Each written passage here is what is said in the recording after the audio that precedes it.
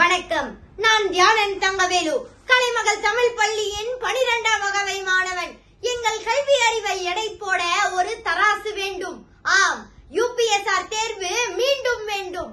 ஐயா, இலக்கு இல்லாத கல்வி வளர்ச்சி இல்லாத மாணவர்களை தான் உருவாக்கும். நடைமுறை கல்வி முறையில் குண்டு சட்டியில் குதிரை ஓட்டுவதை போல பள்ளியிலே கேள்வித்தாள்களை தயார் செய்கிறார்கள். இம்முறையை வாசா, அதாவது பள்ளிசார் மதிப்பீடு என்று கூறுவார்கள். யூபிஎஸ்ஆர் கல்வி தேர்வு அப்படி அல்ல.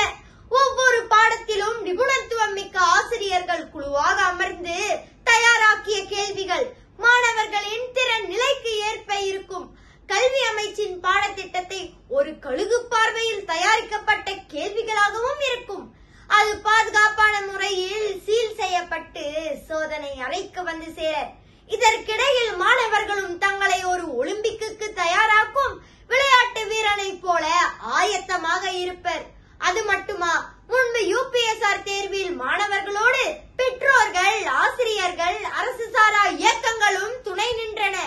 அதனால் மாணவர்களின் தரம் உயர்ந்தது.